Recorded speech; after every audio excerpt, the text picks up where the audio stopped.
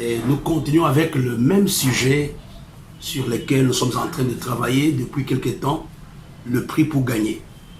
Lors de la dernière séance, j'avais fait un bref résumé de tests par lesquels, ou les tests auxquels chaque serviteur de Dieu, les tests auxquels chaque athlète est confronté. On avait parlé du test de l'intégrité, le test de l'abnégation, le test de la pertinence, le test de l'obéissance, le test de l'humilité. Toutes ces choses ont été abordées lors de la dernière classe. Et même d'ailleurs pour vous rappeler que c'était un break qu'on avait fait parce que nous étions en train de parler des caractéristiques d'un grand athlète. Nous étions en train de parler des caractéristiques de la vie de Josué. Josué qui était un grand leader qui, après la mort de Moïse, a pu conduire Israël, une congrégation de plus ou moins 1 million de personnes.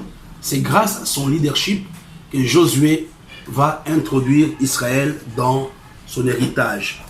Peut-être que vous ne nous avez pas suivis, je voudrais juste vous rappeler les choses que nous avons vues. La première chose, on avait vu que Josué était un homme qui savait écouter Dieu, comme chaque athlète. La deuxième chose, il avait la capacité d'oublier le passé. La troisième, il connaissait ses possessions. Et la quatrième chose, nous avons vu que Josué était un homme qui était fort et courageux. La cinquième, le cinquième point, il connaissait la clé du succès. Le sixième point, nous avons vu que l'Esprit de Dieu était sur Josué. Le septième point, nous avons parlé de Josué qui était un homme qui avait pleinement confiance en Dieu. Et le dernier point, nous avons parlé de Josué qui était un homme de foi. Mais avant de revenir là-dessus, je voudrais vous donner un autre point sur la vie de Josué. Parce que c'est le même sujet. Josué aussi, c'était un homme qui avait le cœur de serviteur. Ce n'était pas simplement un grand leader qui s'est targué de dire que voilà, moi je suis chef, mais c'était un homme qui était un serviteur. Vous savez, c'est ce qui nous manque aujourd'hui pour réussir dans la vie.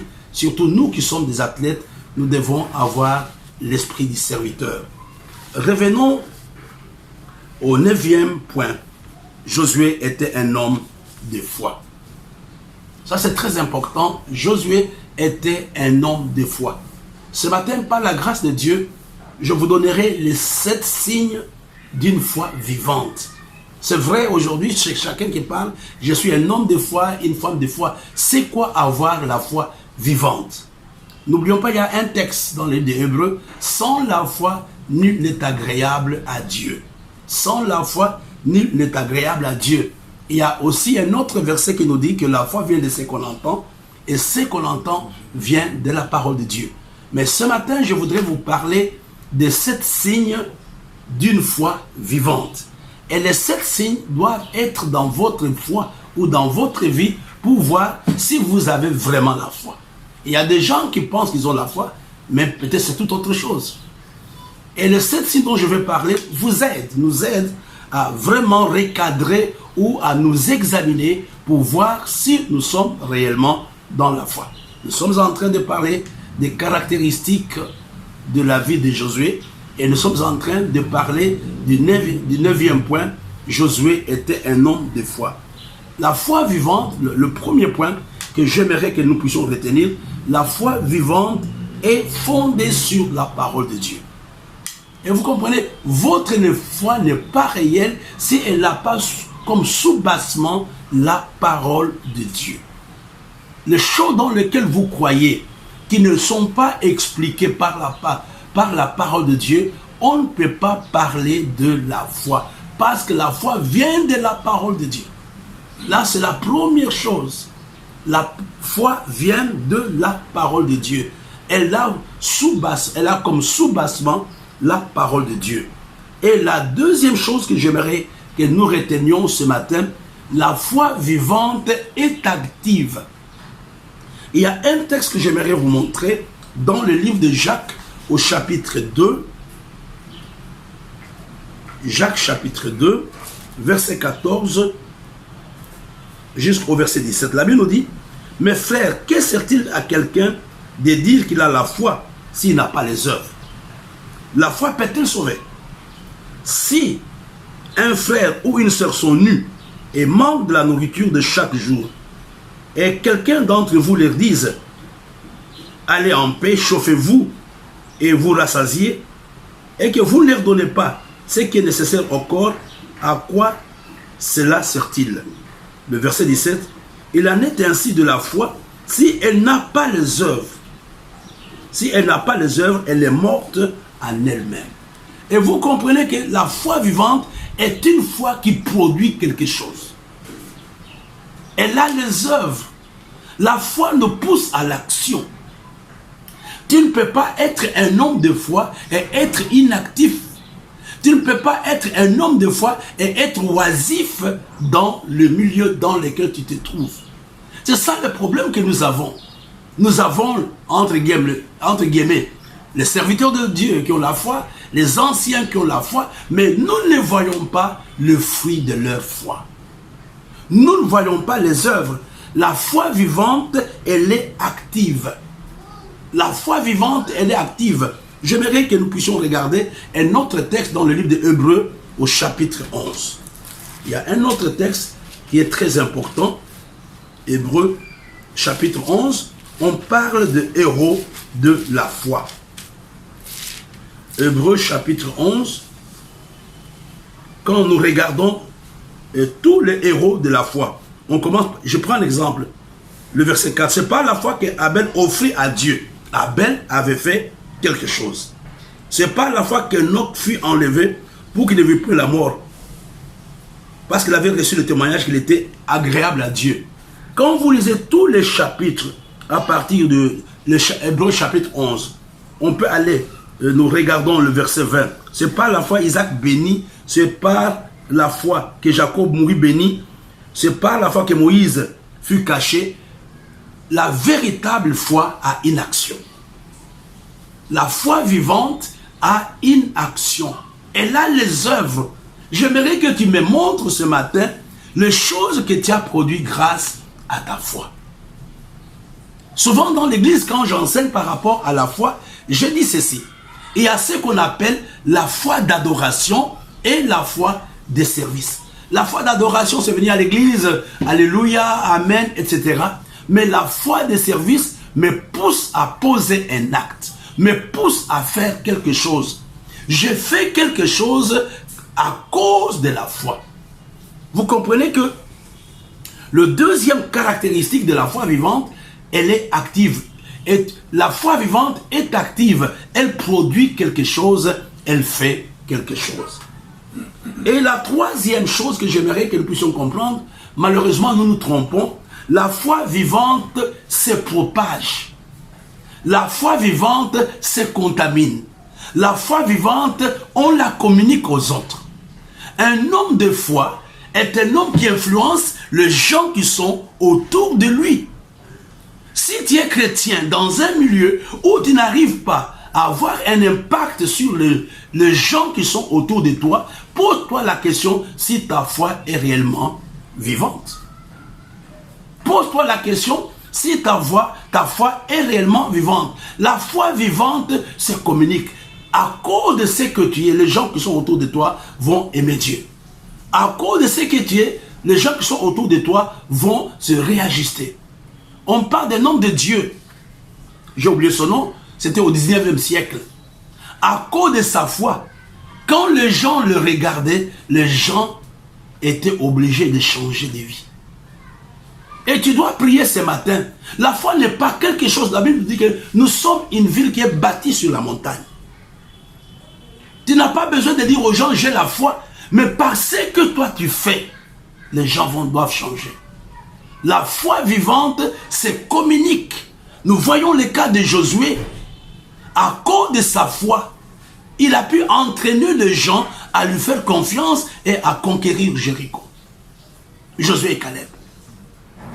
Et vous comprenez, aujourd'hui, il y a beaucoup de chrétiens qui pensent qu'ils ont la foi. Non, mes frères, beaucoup de gens n'ont pas de foi parce qu'on ne voit pas le résultat de leur foi. Il y a quelques années, j'étais en Italie, dans une ville qu'on appelle Milan. Je peux vous donner un témoignage réel. Il y avait la fille du pasteur qui s'appelait Teresa. Elle travaillait à la mairie. Et c'est là où cette femme travaillait. Elle était secrétaire du maire, de Madame la maire. Et Madame la maire était une femme qui ne connaissait pas Dieu, qui n'acceptait pas Dieu. Mais un jour, la mère l'appelle. Madame la mère l'appelle en disant, toi tu es différente des autres. Mais elle a dit pourquoi? Elle a dit, mais quand tu pars, je viens vérifier ton ordinateur. J'essaie de voir tout ce que tu as mis dans ton ordinateur. Il n'y a que les choses de Dieu. Il n'y a que le verset biblique. J'aimerais que tu me dises qui est ton chef. Et Thérèse a commencé à rigoler que nous n'avons pas de chef dans notre église. Il a dit, mais vous faites comment? Il a dit, mais écoutez, nous avons un pasteur. Il a dit, j'aimerais être en contact avec les pasteurs. Et cette période, j'étais en Italie. Nous avons besoin d'être en contact avec ton pasteur. Et le pasteur était son père. Il a été appelé, je vais écouter la chose. Il est venu à la mairie. Et Madame la mère a dit, écoute monsieur, cette femme est différente. Par la façon de faire, elle est différente.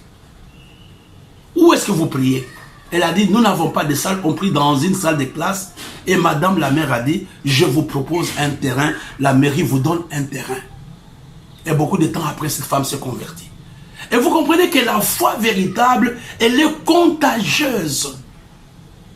Par ta façon de faire, par ta façon de parler, par ta façon d'être. Si ta foi n'influence pas le milieu dans lequel tu te trouves, pose-toi la question si ta foi, elle est vivante.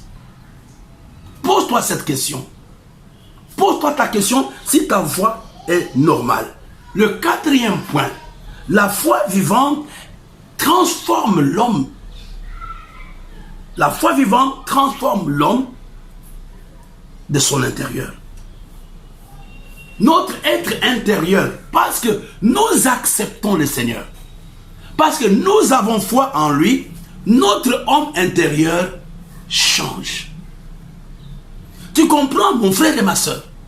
Tu dis que tu es un homme de foi, mais s'il n'y a pas de changement en toi, pose-toi la question si tu as la foi vivante.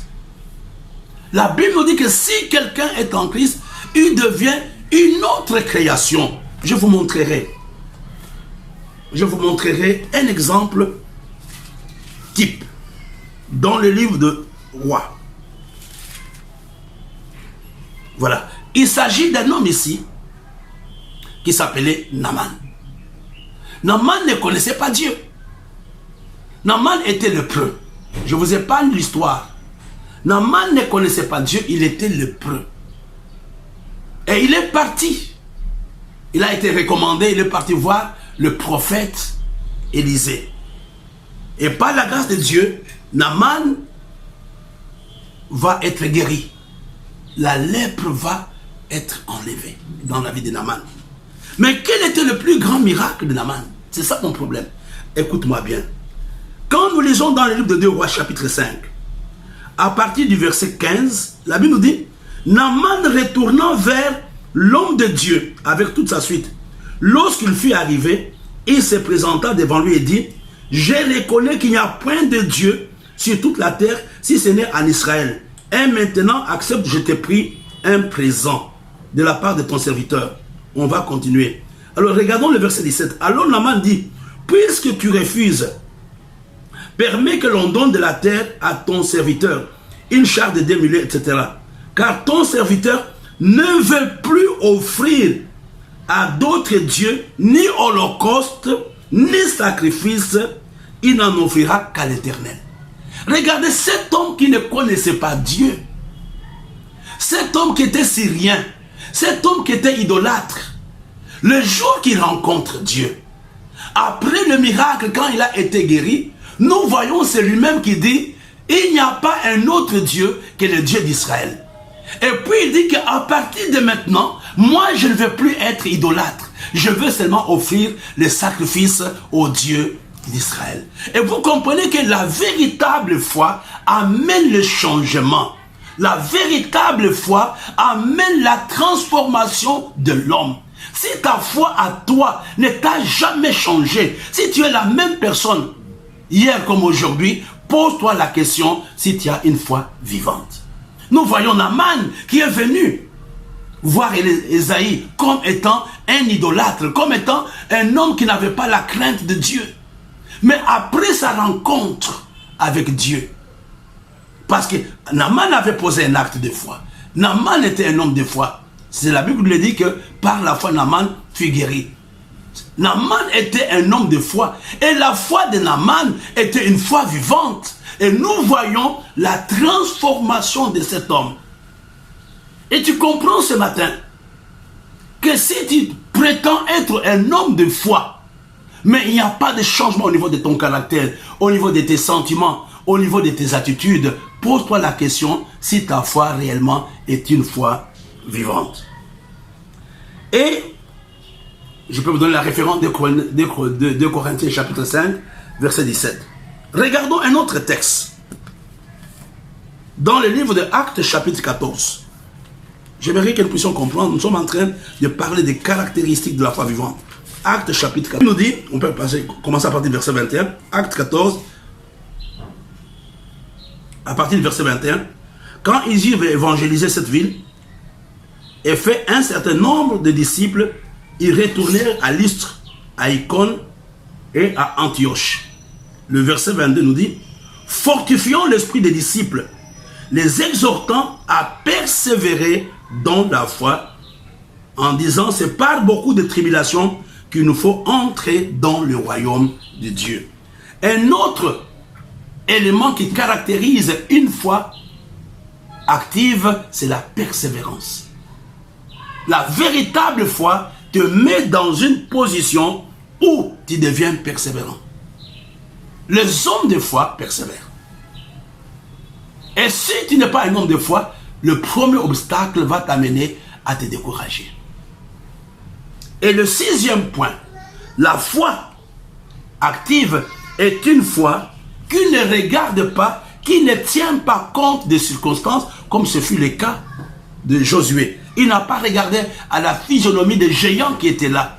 La foi active ne regarde pas aux circonstances, ne regarde pas au temps. La foi active compte sur les promesses de Dieu. Et la foi active témoigne. Tu comprends?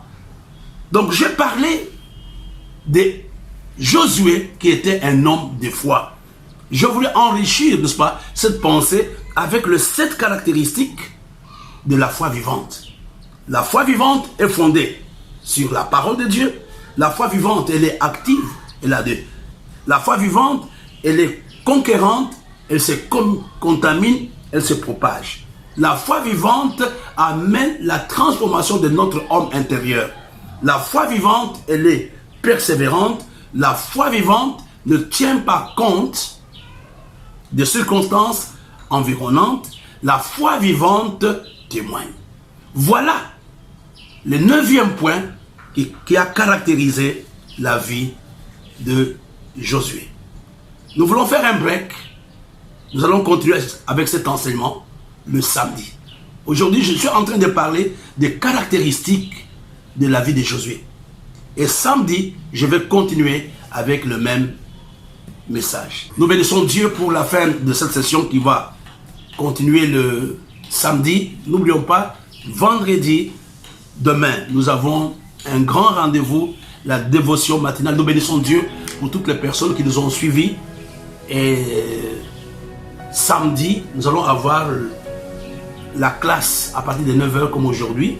Et à midi, nous allons avoir la Sainte Seine. N'oublions pas l'opération des livres. Je ne vais pas vous rappeler.